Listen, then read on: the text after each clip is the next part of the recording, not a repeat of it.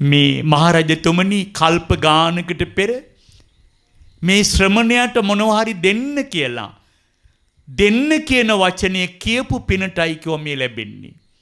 බලන්නකෝ දානේ විපාක මොනවා හරි දෙන්න කිව්වා.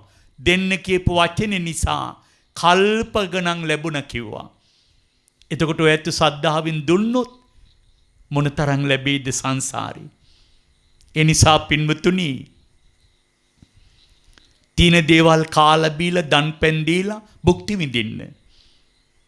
සතුටින් හරි පරිස්සමින් නාස්ති කරන්නේ නැතුව පරිස්සමින් ඒ දෙවනි සැපේ. තුන්වෙනි සැපේ තමයි පින්නතුනි අනන සුඛං හරි වටිනවා.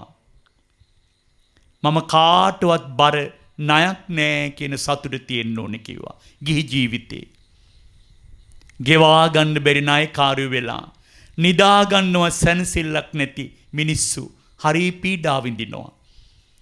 තීන දෙයක් විකුණලා හරි බර ණයින් නිදහස් වෙලා සරල ජීවිතයකටපත් වෙන්න. මම ණය නෑ කියන සතුට හදාගන්න. අවසාන සැපය අනවජ්‍ය සුඛං. ඒ කියන්නේ නිවැරදි ජීවිතයක් ගත කරනවා කියන සැපේ තියෙන්න ඕන. තරුපන්ති යාන වාහන, තරුපන්ති ගෙවල් දොරවල් මොනතරම් ලොකු සමාජයක් මේ මොනවා තිබ්බත් පින්නතුනි සැනසීම නෑ. කවදාවත් අධර්මයෙන් ජීවත් වෙන්න එපා. ඉක්මනට සල්ලි හම්බ කරන්න පුළුවන්. හැබැයි අධර්ම සම්පත් කවදා හරි දුකට හේතු වෙනවා. අහලා තියෙනවද ලෝක විනාශයට කලින් මුතුමැණික් වර්ෂාවක් වහිනවා කියලා? උපමාවක්. ලෝක විනාශයට කලින් මුතුමැණික් වර්ෂාවක් වහිනවලු. වැස්සට වැඩක් තියනවද? එතකොටම ලෝකේ දාලා පිච්චිලා අලු දොවිලි බවට පත් වෙනවා. අනුන්ට දුක් ගින්දර දීලා අධර්මයෙන් උපයා ගන්න ධනයෙන් ලබන සැපතක් ලෝක විනාශයට කලින් වහින්න මුතුමැණික් වර්ෂාවක් වගේමයි. ඊටාම తాවකාලිකයි. ඒ නිසා ධාර්මික ජීවිතයක් හදාගන්න කාටවත් කරදරයක් දුකක් නොදෙන්න. අනේ පිටු සිරිතුමාට භාග්‍යවතුන් වහන්සේ වදාළ ගිහි ජීවිතයේ සැප හතර විඳින්න කියලා තමයි අද බණ කිව්වේ. අත්ති සුඛං මට යමක් තියෙනවා. භෝග සුඛං තියෙන දේ අපි සතුටින් භුක්ති විඳිනවා. අනන සුඛං ලෝකෙට බර ණයක් නෑ අපි. අනවජ්‍ය සුඛං අපේ ජීවිතය ධාර්මිකයි.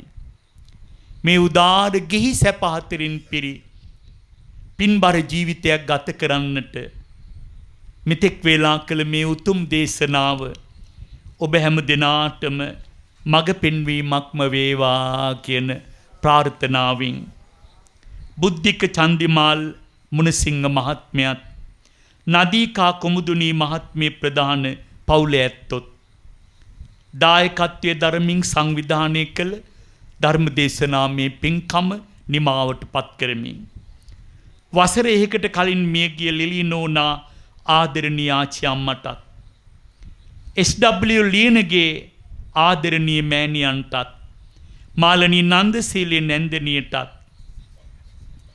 වසර 2කට පෙර මිය ගිය අමරසිරි මොනසිංහ පියාණන්ටත් වසර 25කට පෙර මිය ගිය නන්දසේන කිරියත්තාටත් මේ උතුම් ධර්ම දානමේ කුසලයේ අයත් වේවා. මාපිය දෙපළ ඇතුළු සියලු ඥාතීන් සසරින් එතරව නිවන් දකිත්වා කියලා සාදු කියන්න.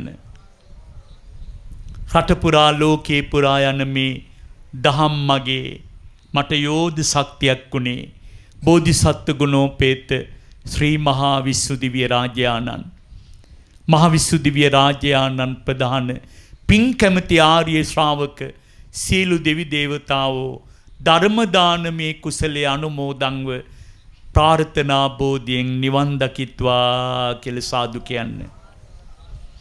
බණහන් එකතු වෙච්ච ඇත්තු හරි පින්වන්තයි. කුඩා දරුවෙක්වත් කලබල නැහැ, නිදිමත නැහැ. දරාගෙන සියලු වේදනා දහමට බරව බණ ඇහෙව්වා. ඔබ හැම කෙනෙක්ගේම නමින් මියගිය ඥාතීන් මේ කුසල් අනුමෝදන්ව සැපවත් වේවා. තෙරුවන් බෙලෙන් දලදා සමිඳු රැකවරණයෙන් පින්කත් දෙවිවරුන්ගේ ආනුභාවයෙන් නිදුක් නිරෝගී සුවපත් භාවයේ දීර්ඝායුෂ ලැබී අතහිත ගත දෑත ධනට පිනට බර පින්බර ගිහි ජීවිතයක් ගෙවන්නට ඔබට නිරෝගී භාවයේ දීර්ඝායුෂ ලැබේවා. බුදුබණ ඇසූ පින්බෙලින් මහරහත් බෝධියෙන් නිවන් අවබෝධ කරගන්න අපි හැම දෙනාටම මේ පින හේතු වාසනා වේවා කියලා ප්‍රාර්ථනා කරගන්න. ආකාසට්ටා ච බුම්මට්ටා දේවා නාග මහිද්దికා පුඤ්ඤන්තං අනුමෝදිත්වා චිරං රක්칸තු ලෝක සාසනං චිරං රක්칸තු දේශනං චිරං රක්칸තු මං පරන්ති. ඉදං මේ ඥාතිනං හෝතු සුඛිතා හුන්තු ඥාතයෝ. ඉදං මේ ඥාතිනං හෝතු සුඛිතා හුන්තු ඥාතයෝ. ඉදං මේ ඥාතිනං හෝතු සුඛිතා හුන්තු ඥාතයෝ. ධර්ම ශ්‍රවණානිසංස බලෙන් හැම දිනාටම උතුම් නිර්වාණ අවබෝධය ලැබේවා.